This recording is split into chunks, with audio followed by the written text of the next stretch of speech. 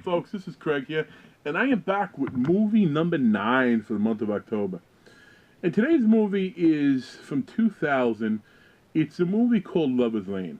Now, a lot of the movies that I discover that I hadn't heard of before, since nowadays you don't have the traditional video stores, you walk in and grab some boxes off the shelves.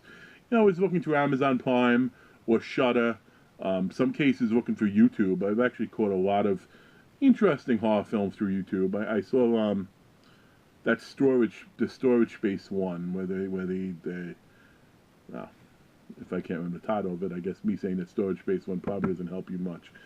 But the movie we're doing today, Lover's Rain, the premise seemed very normal. Like, it was a guy with a hook hand and a hook killer. And it's like, okay, that old myth of Lover's Rain, and there's a hook, they heard scratching, they didn't get out of the car, then they drove home, and there was a hook there, so good thing they drove when they did.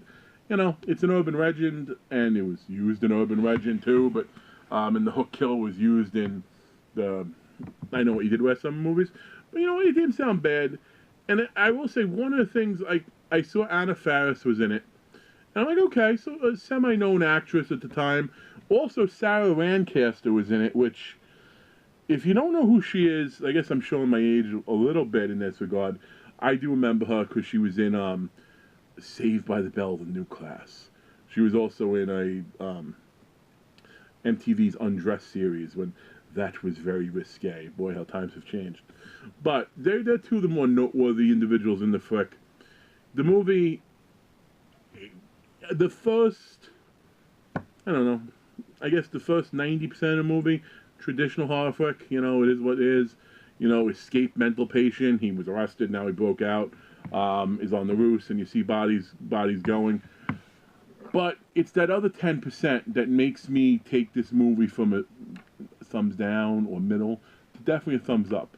They do some stuff, they have some twists. They even do something that annoys you at one point, because well, that's impossible, that couldn't happen, until you figure out and see other stuff later on. Like, some of the stuff that I would be tempted to point out is, oh, come on, no, don't do that. Okay, yeah, that's fine then, I'm on board with that. It fits. Like, now the characters, especially Sarah Lancaster, like the big bitch girl at the school, and like a little done over the top, almost even bigger than, what is it, Rebecca Gayheart? No, it wasn't Rebecca Gayheart. Rose McGowan's character in Jawbreaker, which I know that's not a horror, but it's an odd sort of thrill-esque comedy. But it worked for what the characters were. And there was even some stuff that the people thought they knew that they didn't really know. The only thing I want to point out that was really unnecessary, like the killer, or the person who was arrested and burned in the same time, he escaped by severing his hand. And apparently he wrote on the wall with the stump or the blood of the guard he took out, like he did write, "Prison food sucks." Really? It's a serious movie, allegedly trying to be a serious movie, and that happens. As far as I mentioned Anna Faris in it, she looks so young in this movie. Like, I checked the date, like I figured, oh, maybe this was one of the first movies. It was done at the same time as Scary Movie, which is, I think, where I was introduced to her. But she looks a lot younger than that, so I almost wonder if it was filmed and sort of held up. And then once she had success in Scary Movie, they're like, okay, let's market it. We'll say Anna Faris in it. Maybe it'll get people to see it. She has a role in it, but she's definitely not one of the big characters. There is a funny scene, though, in which she uses her nursing expertise to help somebody through a broken leg. You'll have to see that for yourself. The last sequence of the movie, the last 10 minutes or so, even less than the last 10 minutes, is the thing that makes the movie what it is. It's the thing that fills in the I see what they did, and then they twist it around even again. So sometimes gimmicks, twists, didn't see that coming, can hurt a movie. Sometimes they're not necessary. I got in an argument with somebody about some of the twists in Midnight Meat Train, and I said, I thought it was a good movie.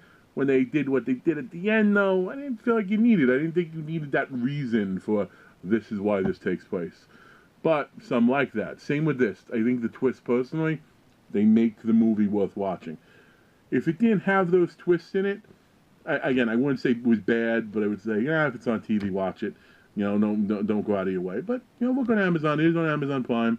That's why I saw it. So if you have Amazon Prime, check it out. It might even be available on YouTube from 2000. I'm sure someone might have put it up there, but I did not check that. So, folks, thanks for watching. As always, like, subscribe, comment down below.